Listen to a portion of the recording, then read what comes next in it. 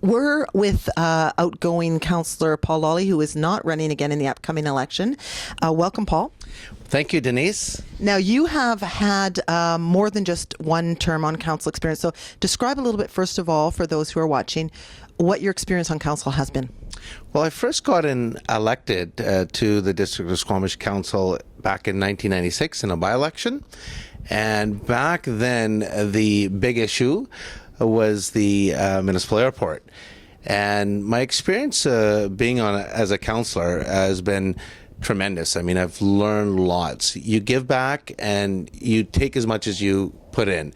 And I've really been fortunate to be a part of a council or councils who have really shaped this community to what it is today. Having been born and raised here, I'm really proud of the accomplishments that I've been part of. So how many terms have you been on council? 3 and a bit. It's almost been 10 years. It's been 4 elections. Like I said, the first one being a by-election, and then 3 full terms. Now, Councillor Lalli, first of all, I just want to note you are young. You are young now, and you've been 10 years on council, and there's been a break in there. Yes. So how young were you when you got involved with this? I was 24 years old when I first got elected. And like I said, I'm very proud of being the first Indo-Canadian being elected, the youngest ever elected to this point on district council. But more importantly, having been born and raised, homegrown, that's been something that I take great pride in. Well, and again, I would like to concentrate a little bit on this age thing, because I have to tell you, if there was somebody running who was 24, and I can't remember, because I'm also born and raised, I can't remember whether I voted for you in the first round. I know I've certainly, came on to be a Paul Lalli fan as time went on, but I'm not certain if I did vote for you the first time. How did you get elected, being 24, being young? What would you have been able to bring to the table? How did you do that? How did you convince people to vote for you? Well, great question, Denise. I think hard work is probably the best way to describe how I got elected. But it was intimidating.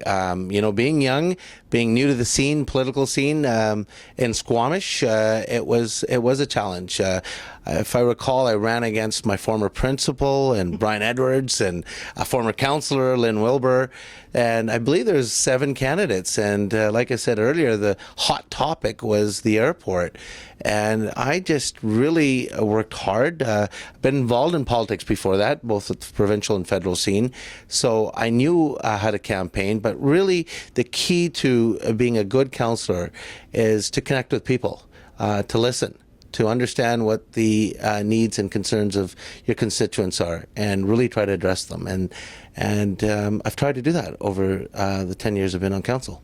Okay, well, as you're talking, I'm thinking of more questions. And one of them, I was going somewhere else, and then you said the key to being a good councillor. So let's just talk about that. Let's just talk about the key to being a good councillor. Let's talk about the time. Let's talk about remuneration. Let's talk about the challenges of being a councillor. Let's just talk about that for a moment. What does it take? Well, it takes a lot. First and foremost, support from your family. Without that, you couldn't do this job, because it's a huge time commitment.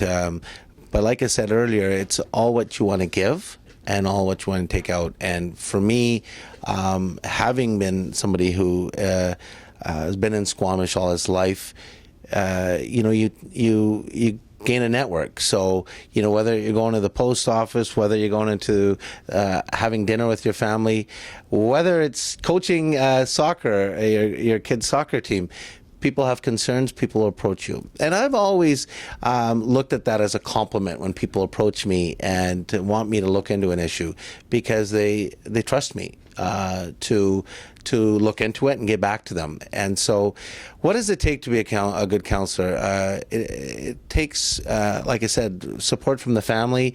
It takes hard work, a good ear. You have to listen. You have to understand, and it takes a lot of research. You have to look into issues.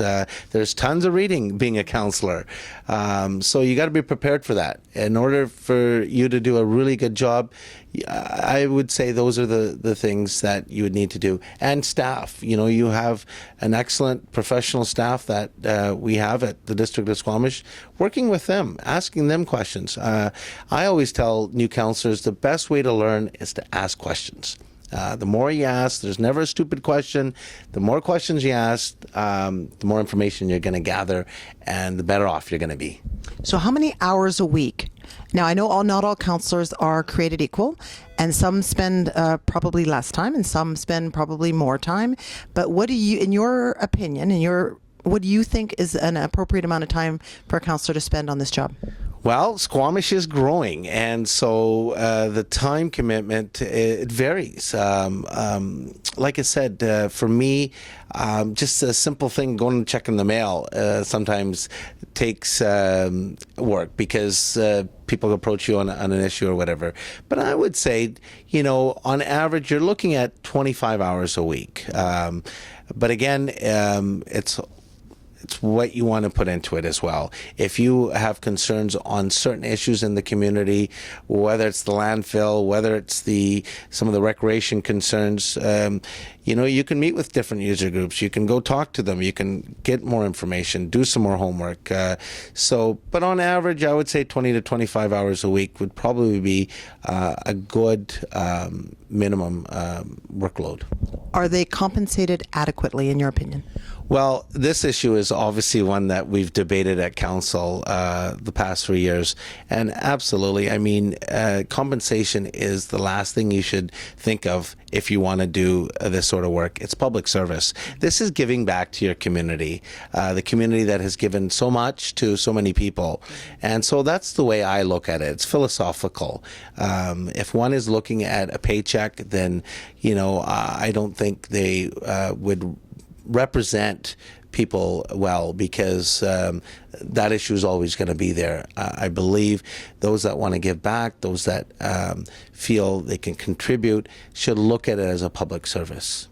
Okay, let's talk a little bit about issues, because you said if somebody has an issue, if they come with an issue, and I think a lot of people get involved in politics for the first time because of a specific issue, and I think you got involved more because of a sort of a passion to help the community, and that's sort of always been, what you've always said. But issues come and go, they change. So talk a little bit about issues, and and you say you listen to the people, but how do you really gauge how the community feels, and let's talk about issues.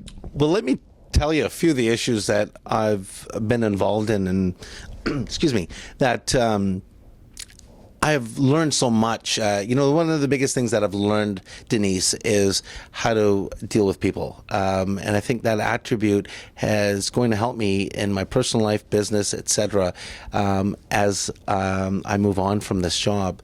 But issues, I mentioned the airport. Airport was a really controversial issue way back when. In 96, around that time, with regular scheduled flights, we went to referendum. We addressed that issue. The community agreed to allow 10 leases at the municipal airport. So we addressed that issue, and we have operators at the airport now, and there is no controversy over the airport. Gulf Pacific, when we developed the Sea to Sky Highway, the commercial sector, the big box stores, that was definitely a big controversial issue. But we believed that we wanted to be the commercial hub for the Sea to Sky corridor, and we are now. We got everything from London Drugs to Canadian Tire to Walmart to Home Depot. But what we did by doing that is we stopped dollars going into Vancouver, which was what was happening before. We've had other issues like the war in the woods when Interfor was logging and the workers were blockaded by environmental groups. We had to deal with that. I certainly am very proud of our rich forestry history, and still am today. And we see those guys back at work today because of markets opening in China. The chips issue definitely was a big issue in this town, one in where I ran for mayor and was unfortunate. And now I'm very proud to have been part of a council who has adopted a sub-area plan and first two readings rezoning of those old Nexon lands, the waterfront lands, and we're moving forward as a community on that issue. So I guess the best way to summarize my points is you will have anybody who's considering running, you will have issues, you will have controversy, but it's how you manage that and how you bring it around into results is the key, because the community is small and it's quite involved. This community is very involved in its politics, and that's a good thing for our community, because it allows us to bring other ideas to the table. And so those are just some of the issues that I've been involved in, and I'm very proud that we've moved forward from those. And I think the next council will have a lot to work with respect to the work this council, under the leadership of Mayor Greg Gardner, has done. We've laid the foundation, and I'm excited about our future. Okay, so this is a diverse and passionate town, and we do get involved in our politics, and we do have really strong opinions. And from my perspective of what I've watched of council, and years over the years, times come and go, it can take quite an emotional toll and a personal, it can be quite damaging. Have you had any of those experiences? How did you manage that? How would you move forward? Any advice moving forward for the community, for councillors? Can we do it a better way? Is there a better way? Does it have to be like that to be passionate? Well, passion comes in many different forms, and I've even had a death threat over the course of me being on council. But again, I go back to this community is very passionate. My only comments on that would be is people need to respect their elected officials, unless they're doing something illegal or wrongdoing. People's opinions. We live in a democracy. We live in probably the most beautiful country, the most beautiful country in the world, and I would say the most beautiful town in the world.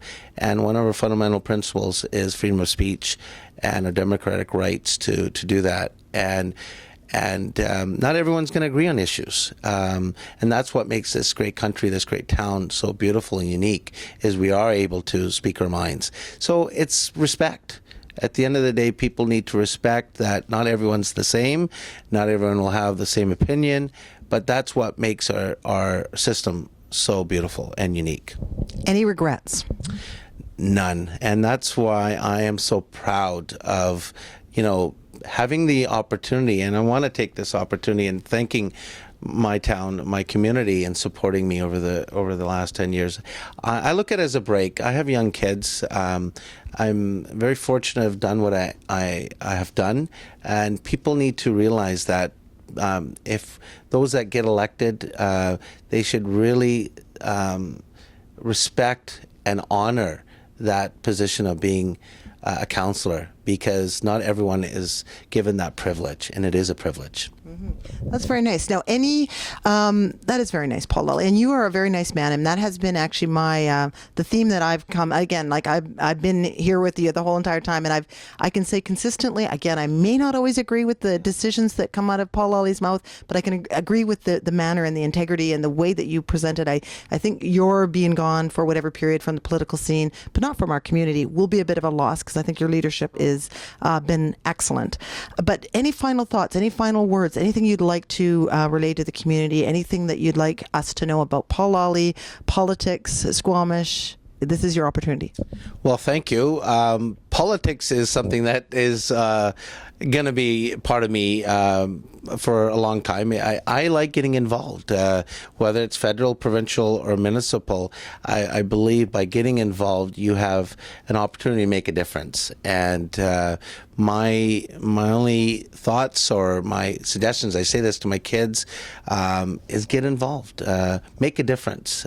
But if you do get involved, do it for the right reasons, because it's so important to give back, but it's also so important to listen and do it right. So that's my only, suggestions to anybody who's running. Do it for the right reasons. Do it for the betterment of the community, because we need that. Well, again, one more time, I'd like to just thank you, Paul Lalli, for what you've done for our community. On behalf of the community, thank you so much, and we wish you the best in everything in your future for you and your family. Thank you. Thank you, Denise. Thank you.